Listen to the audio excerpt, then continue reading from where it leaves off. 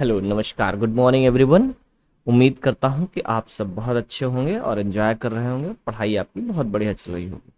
तो ये जो हम लोगों का लिटरेरी थियरी एंड क्रिटिसिज्म के राइटर वर्क पेयर का एक सीरीज चल रहा था। पहले पार्ट में हम लोगों ने 15 टोटल 16 वर्क्स नोट किए थे एंड सेकेंड पार्ट में हमने कुछ और 11 राइटर्स वर्क आपको नोट कराए।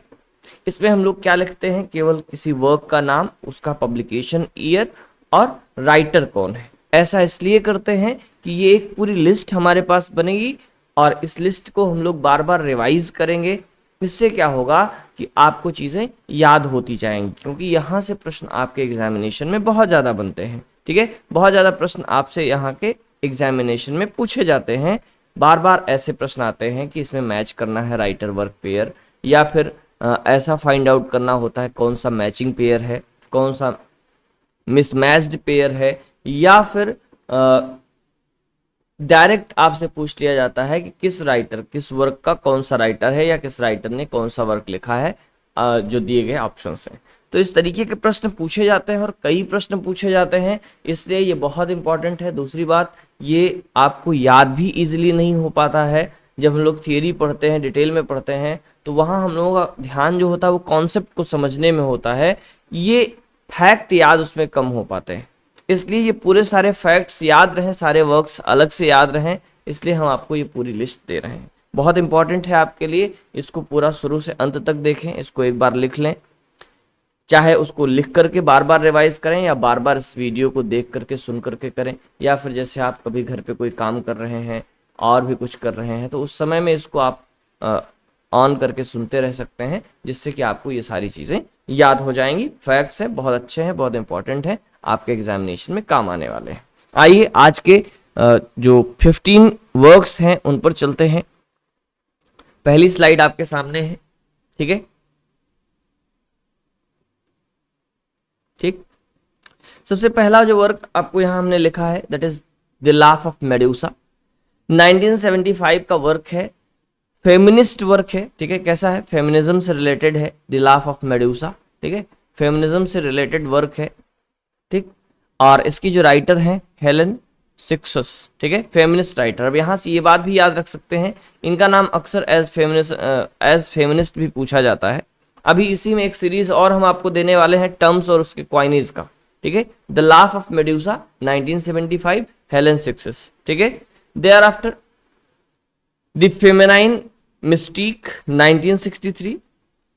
ठीक है, the feminine mystique 1963, Betty Friedan. ये भी जो है फेमिनिज्म से रिलेटेड वर्क है, दो के दोनों जो है फेमिनिज्म से रिलेटेड वर्क है। ठीक है, अगला बढ़ेंगे हम लोग, अ रूम ऑफ वंस ओन 1929 का वर्क है। एज स्पीच जो है डिलीवर किया गया था, बाद में उसको एज ऐसे पब्लिश किया गया 1929 में। वर्जीनिया वुल्फ का वर्क है। ठीक है, ये भी क्या है, फेमिनिज्म से रिलेटेड है। ठीक ना, तीन के तीनों ऊपर के जो हम लोगों ने पढ़े, the laugh of Medusa Helene Cixous 1975, the feminine mystique 1963 Betty Friedan, और a room of one's own 1929 Virginia Woolf. तीन के तीनों किससे रिलेटेड है, तीन के तीनों फेमिनिज्म से रिलेटेड है। चौथा वर्क है, पांचवा वर्क है, ये पांच के पांचों आपके फेमिनिज्म से रिलेटेड है। ठीक है, रूम ऑफ वंस ओन हो गया, a literature of their own हो गया। यहां पर दियर किसके लिए है, फीमेल्स के लिए है। ठीक है, किसके लिए यूज हुआ है, ठीक है, फीमेल के लिए यूज हुआ है, कि जो फीमेल्स हैं उनका अपना लिटरेचर होना चाहिए। 1977 में लिखा किसने, एलन सोवाल्टर ने। फेमिनिस्ट हैं और फेमिनिस्ट थियरी से बिलोंग करती हैं, फेमिनिज्म से रिलेटेड वर्क है। पांचवा वर्क है दैट इज जेंडर ट्रबल। ठीक है, जेंडर ट्रबल आपको टाइटल से ही समझ में आ रहा होगा कि ये फेमिनिज्म से रिलेटेड वर्क है, 1990 का वर्क है, जूडिथ बटलर ने लिखा था। ठीक है, जूडिथ बटलर का वर्क है जेंडर ट्रबल 1990। तो पांच वर्क हो गए, laugh of Medusa, Helene Cixous, feminine mystique, Betty Friedan, a room of one's own, Virginia Woolf, literature of their own, Elaine Showalter, और जेंडर ट्रबल, जूडिथ बटलर। ये पांच हुए। अगले पांच वर्क की तरफ चलते हैं। नेक्स्ट है, छठवां वर्क है द बाउंडेड टेक्स्ट। ठीक है, द बाउंडेड टेक्स्ट 1980 का पब्लिकेशन है, जूलिया क्रिस्टेवा का वर्क है। ठीक है, द बाउंडेड टेक्स्ट 1980, जूलिया क्रिस्टेवा। ठीक है, ये भी जो है ये शायद टेक्सचुअलिटी से रिलेटेड वर्क है। आगे देखेंगे renaissance, fashioning more to Shakespeare, renaissance fashioning more to Shakespeare, ये जो है विलियम शेक्सपियर का क्रिटिसिज्म है, स्टीफन ग्रीन बैलेट का वर्क है, ठीक है, 1980 में पब्लिश हुआ। स्टीफन ग्रीन बैलेट को पहली चीज तो हिस्टोरिसिज्म के लिए जाना जाता है, second thing he is known for Shakespearean critic, ठीक है, ये एक शेक्सपियरियन क्रिटिक के रूप में भी जाने जाते हैं, अक्सर इनका नाम भी शेक्सपियरियन क्रिटिक के रूप में पूछा जाता है। तो renaissance fashioning more to Shakespeare 1980 Stephen Greenblatt, ठीक है। आगे है कल्चरल स्टडीज का वर्क है, कल्चर एंड स्टडी 1953 में पब्लिश हुआ था। किसने लिखा है? रेमंड विलियम्स ने। रेमंड विलियम्स कौन है? कल्चरल स्टडीज से एसोसिएटेड मेन पर्सन है, इन्होंने ही कल्चरल स्टडीज की शुरुआत की एक तरीके से। ओरिएंटलिज्म पोस्ट कॉलोनियल थियरी से रिलेटेड वर्क है, ओरिएंटलिज्म बहुत फेमस वर्क है, इंपॉर्टेंट है, 1978 में पब्लिश हुआ था। इसके जो राइटर हैं वो है एडवर्ड सईद, ठीक है, Edward Said, orientalism 1978। Culture and study Raymond Williams 1953, renaissance fashioning more to Shakespeare 1980 Stephen Greenblatt, and the bounded text 1980 Julia Kristeva, ठीक है। आप कई बार इसको रिवाइज करेंगे, बार बार वीडियो देखेंगे या फिर लिख करके रिवाइज करेंगे। जब लिख करके हर जगह लेकर के घूमना पॉसिबल नहीं है, लेकिन यूट्यूब पर आप ये वीडियोस हर जगह जो है एक्सेस कर सकते हैं। इसको प्लेलिस्ट अलग से सेव करके रखिए या अलग से प्लेलिस्ट बना करके रखिए और इसको बार बार आप रिवाइज करके सुनिए, देखिए, ताकि ये आपको याद हो जाए। आगे बढ़ेंगे, 9 वर्क्स हुए आज के इस। देयर आफ्टर 10वां जो है एम्पायर राइट्स बैक, बहुत इंपॉर्टेंट वर्क है, पोस्ट कॉलोनियल थियरी का वर्क है, पोस्ट कॉलोनियल थियरी से रिलेटेड है, 1989। 3 लोगों ने कोलैबोरेशन में लिखा हुआ है, बिल एशक्राफ्ट। इनमें से कभी क्वेश्चन बनेगा तो 3 में से किसी एक का भी नाम पूछा जा सकता है, तीनों का नाम पूछा जा सकता है, ठीक है। Bill Ashcroft, Gareth Griffith and Helen Tiffin, 3 लोग हैं, Bill Ashcroft, Gareth Griffith and Helen Tiffin. 1989 का वर्क है, the year when I was born, ठीक है, द एम्पायर राइट्स बैक, ठीक। आगे देखेंगे नंबर 11 है culture and imperialism, culture and imperialism 1993 का वर्क है, culture and imperialism, cultural theory और पोस्ट कॉलोनियल थियरी से रिलेटेड वर्क है। मींस ये जो है पोस्ट कॉलोनियल कंट्रीज में एक कल्चरल स्टडी है, एक तरीके से हम लोग कह सकते हैं, पोस्ट कॉलोनियल कंट्रीज में एक कल्चरल स्टडी है। तो कल्चर एंड इंपीरियलिज्म 1993 का वर्क है, एडवर्ड सईद ने लिखा है।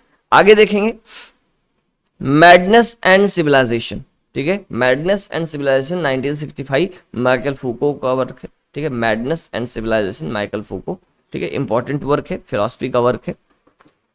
आगे नंबर 13 है structure sign and play in the discourse of human sciences. अब इसमें याद रखिएगा, कभी कभी इसका पूरा टाइटल नहीं देता है, केवल और केवल इतना लिख दिया जाता है, स्ट्रक्चर साइन एंड प्ले, ठीक है।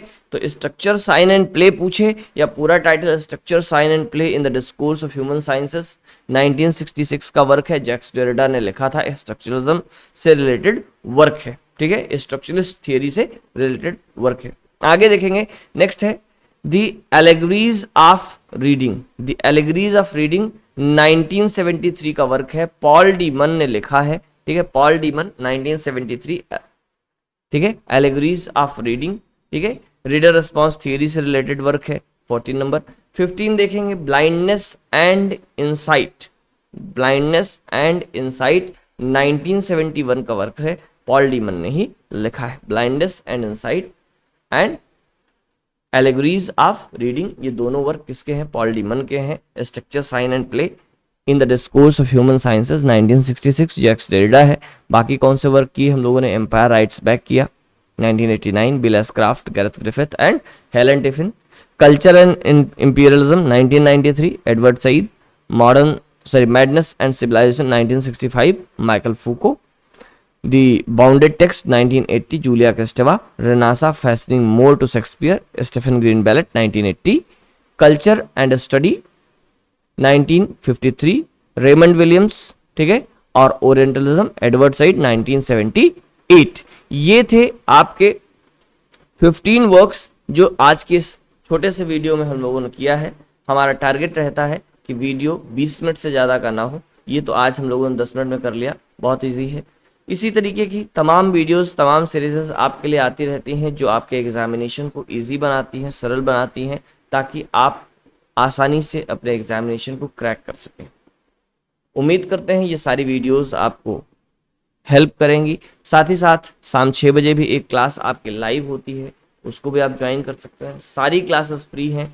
साथ ही साथ आप हमारी वेबसाइट englishyogi.in भी विजिट कर सकते हैं, ठीक है। वहाँ पर आपको ये सारे वीडियोस एड फ्री एक्सपीरियंस के साथ मिलेंगे, ठीक है। और बहुत नॉमिनल 199 रुपीज़ का आपको वहाँ पर चार्ज पे करना पड़ेगा।